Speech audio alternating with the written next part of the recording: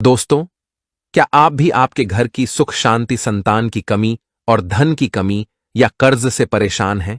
या आपका भाग्य आपका साथ नहीं दे रहा है, या आपके पितृ आपसे नाराज है और आपको लगता है कि आपके पितरों की वजह से आपके घर की सुख शांति में रुकावट आ रही है और आपके कार्य नहीं बन रहे हैं? तो दोस्तों, करीब 500 वर्षों बाद और 2024 सबसे बड़ी पूर्णिमा ज्येष्ठ पूर्णिमा के दिन दीपक से जुड़ा यह आसान और असरदार अचूक उपाय अगर आप कर लेते हैं तो आपकी किस्मत चमक जाएगी और आपकी जिंदगी के हर रास्ते खुल जाएंगे। दोस्तों, इस दिन पितरों से जुड़ी जो भी समस्या है वह मात्र एक उपाय से हल हो जाएगी और आपको धनवान मालामाल होने से कोई नहीं रोक सकता और आपकी जो भी मनोकामना है वह भी पूरी हो जाएगी। दोस्तों, इस बार 2024 का साल बहुत ही दिव्य और दुर्लभ संयोग लेकर आया है और इस बार 22 जून को साल की सबसे बड़ी पूर्णिमा ज्येष्ठ पूर्णिमा पड़ने जा रही है। दोस्तों, इस दिन घर की इस दिशा में एक दीपक जला देने से आपकी सभी समस्याओं का अंत हो जाएगा। इसीलिए दोस्तों, वीडियो को आखिरी तक जरूर देखें और अगर आप भी अपने जीवन में माता लक्ष्मी की कृपा पाना चाहते हैं तो वीडियो को लाइक करके कमेंट में जय माता लक्ष्मी लिखना ना भूलें।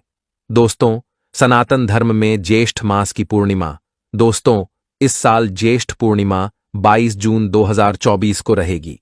पंचांग के अनुसार ज्येष्ठ पूर्णिमा 22 जून को सुबह 7:21 से प्रारंभ होगी और 23 जून को सुबह 6:43 पर समाप्त होगी।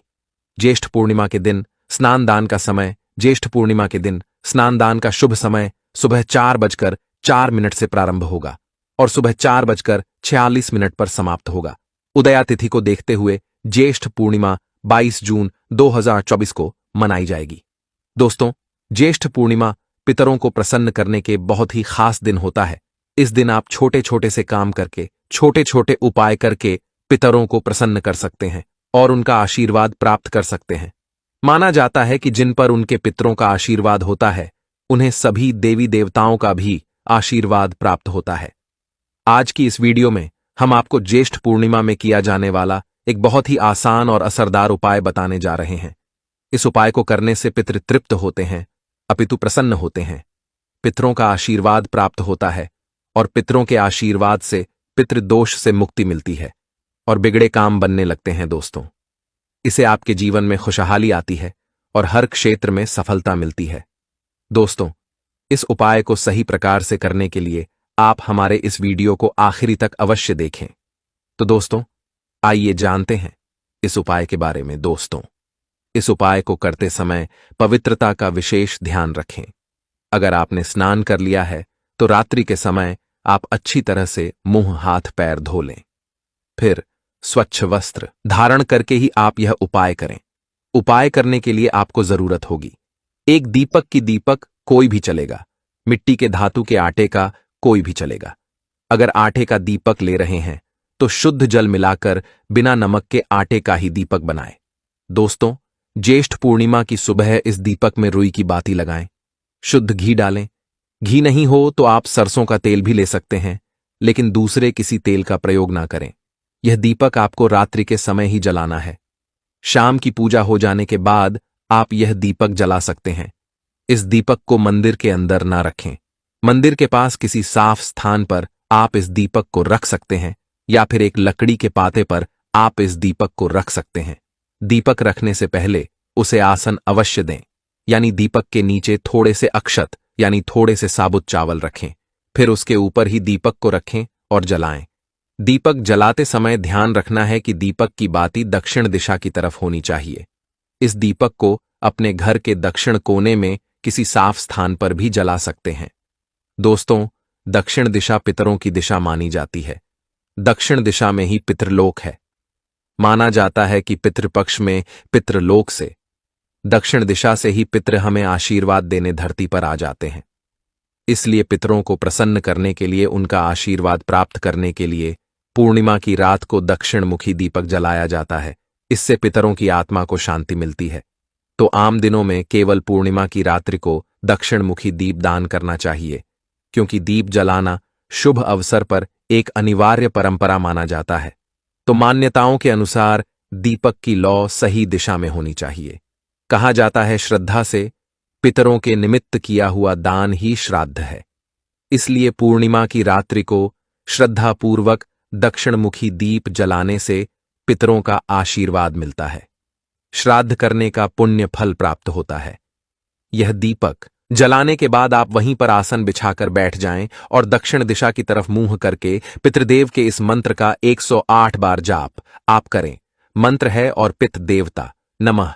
इसके बाद भगवान विष्णु जी के महामंत्र ओम नमो भगवते वासुदेवाय नमः, इसका भी जाप करें। दोस्तों, भगवान विष्णु जी को पितरों के देवता माना जाता है, इसीलिए पितरों को प्रसन्न करने के लिए भगवान विष्णु का पूजन अवश्य ही करना चाहिए। इस दिन गीता का पाठ करना चाहिए। विष्णु भगवान सहस्त्र नाम का पाठ करना अत्यंत शुभ होता है, क्योंकि अगर इस दिन पितरों के निमित्त आप थोड़ा सा अनाज निकाल कर रखें और दूसरे दिन किसी गरीब व्यक्ति को दान में दे, इससे भी पितरों का आशीर्वाद मिलता है।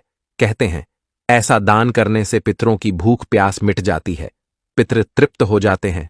श्रद्धा से दिया ऐसा दान श्राद्ध के समान ही माना जाता है, और श्राद्ध कर्म से बढ़कर मनुष्य के लिए कोई दूसरा कल्याण मार्ग नहीं है।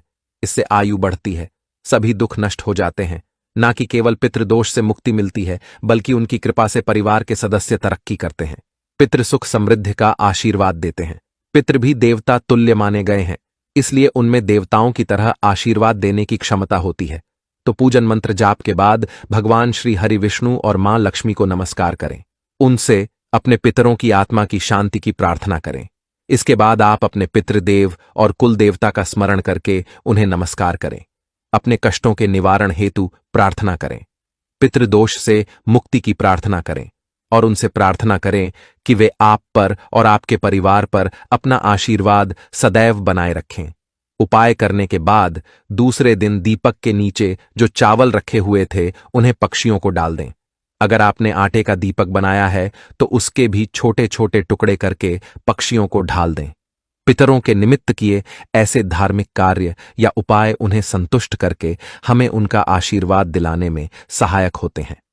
दोस्तों, जिंदगी में सफलता पाने के लिए पितरों का आशीर्वाद बहुत जरूरी होता है। दोस्तों, इस उपाय के जरिए आप भगवान विष्णु और मां लक्ष्मी जी के साथ साथ पितरों की कृपा प्राप्त कर सकते हैं। इससे पितृदोष से मुक्ति मिलती है और जीवन में आ रही अनेक समस्याओं का अंत हो जाता है।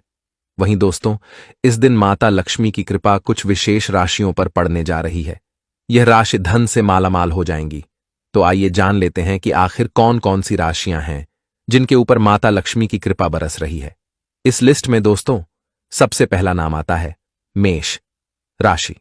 मेष राशि वालों को बता दें कि अब ज्येष्ठ पूर्णिमा का दिन माता लक्ष्मी की अपार कृपा बरसेगी। व्यापार तेजी से चलेगा। व्यापार में अगर किसी प्रकार कोई रुकावट आ रही थी या फिर विघ्न बाधाएं आ रही थीं तो दूर होंगी। कारोबार का विस्तार करेंगे। महत्वपूर्ण अवसर प्राप्त होंगे। नए कार्यों की शुरुआत करेंगे। नौकरी लगने की संभावना बनी हुई है। बिजनेस व्यापार में रुका हुआ फंसा हुआ धन प्राप्त होगा। कार्य क्षेत्र में आपको फायदा मिलेगा। लंबे समय से पेंडिंग कामों को पूरा करेंगे और कुछ अधूरे कार्यों को भी पूरा करेंगे। साथ ही साथ बता दें कि इनकम बढ़ेगी। कार्य क्षेत्र में आपको अधिक से अधिक लाभ देखने को मिलेगा। लंबे समय से पेंडिंग कामों को पूरा करेंगे। व्यापारियों के लिए काफी खास समय रहेगा और कई महत्वपूर्ण समय रहेगा। आपको आपकी आमदनी होगी वह तो बढ़ेगी, साथ ही महत्वपूर्ण सफलता की प्राप्ति होगी। अगली जो राशि आती है दोस्तों, बता दें वह है यहां पर सिंह राशि। सिंह राशि को बता दें कि अब आपका व्यापार तेजी से चलेगा। महालक्ष्मी की कृपा से रुका हुआ फंसा हुआ धन प्राप्त होगा। इनकम में वृद्धि होगी। कई बड़े प्रमुख कार्य बनेंगे। अधूरे कार्यों को पूरा करेंगे। मनचाही सफलता प्राप्त होगी। लंबे समय से पेंडिंग कामों को पूरा करेंगे। महालक्ष्मी की कृपा से प्रत्येक कार्य आसानी से बनेंगे। लंबे समय से पेंडिंग काम को पूरा करेंगे। आपके वह कार्य बनेंगे जो काफी समय से पेंडिंग पड़े हुए थे। महत्वपूर्ण सफलता की प्राप्ति होगी और साथ ही इनकम भी बढ़ेगी। कोई भी कार्य आपका अधूरा नहीं रहेगा। नौकरी में बदलाव देखने को मिलेगा। महालक्ष्मी की कृपा से धन संपत्ति में इजाफा तेजी से होगा। अब अगली जो तीसरी राशि है वह है यहां पर मिथुन राशि। मिथुन राशि को आपको बता दें कि इस बार ज्येष्ठ पूर्णिमा के दिन बन रहे दिव्य और दुर्लभ संयोग से अब आपको जल्दी कोई बहुत बड़ा गिफ्ट मिलेगा। साथ ही साथ आपके रुके हुए तमाम कार्य पूरे होंगे। मनचाही सफलता प्राप्त होगी। लंबे समय से पेंडिंग कामों को पूरा करेंगे। दूसरों की कृपा से आपको विदेश जाने का मौका मिलेगा। धन प्राप्ति के प्रबल योग बनेंगे। जमीन प्रॉपर्टी का आप मुनाफा कमा पाएंगे। जमीन प्रॉपर्टी का सौदा हो पाएगा। कामकाज के मामले में आपको उपलब्धियां जरूर पूरी हो। प्रत्येक कार्य में लाभ होगा। अधूरे कार्यों को पूरा करेंगे। जो कार्य आपके अधूरे थे, पेंडिंग थे, उन्हें पूरा करेंगे। साथ ही साथ बता दें कि इस समय आपकी जॉब लगने की संभावना बहुत बड़ी है।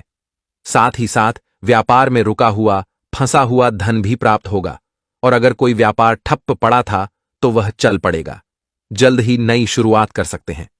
अब अगली जो राशि आती है, चौथी राशि है कन्या राशि। कन्या राशि वालों को बता दें कि इनकम बढ़ने से मन प्रसन्न रहेगा। मनचाही सफलता प्राप्त होगी। संतान प्राप्ति के योग्य बन रहे हैं। साथ ही साथ आपके मित्र होंगे, उनके द्वारा धन लाभ की प्राप्ति के योग्य होंगे। जीवन साथी से संतान की प्राप्ति होगी। जीवन साथी से जो संबंध है वह काफी मधुर बने रहेंगे और साथ ही कोर्ट कचहरी के मामलों में विजय प्राप्त होगी। महालक्ष्मी की कृपा से बता दें कि ज्येष्ठ पूर्णिमा के दिन बन रहे दिव्य और दुर्लभ संयोग से आपकी शिक्षा में सुधार होगा। कंपटीशन की परीक्षा में लाभ होगा। बड़े संस्थान में दाखिला ले पाएंगे। दोस्तों, अब अगली जो राशि आती है दोस्तों, बता दें वह है मकर राशि। मकर राशि को बता दें कि इनकम तो बढ़ेगी, साथ ही धन प्राप्ति के योग बनेंगे। सरकारी क्षेत्र से लाभ होगा। प्रोफेशन लोगों से संबंध मधुर होंगे। समाज में मान सम्मान और बैंक बैलेंस बढ़ेगा। साथ ही कोई जरूरी डील फाइनल होगी। बैंक या बैंक क्षेत्र से, बिजनेस व्यापार क्षेत्र से, साथ ही बिजनेस व्यापार का कोई लोन वगैरह मंजूर हो सकता है। बैंक से आपके लोन मंजूर होने से आपका कार्य तेजी से चलेगा। अभी तक अगर कोई कार्य नहीं बना, वह कार्य बनेगा। महालक्ष्मी की कृपा से अनेक जगहों से आपको धन प्राप्ति के प्रबल योग बनेंगे।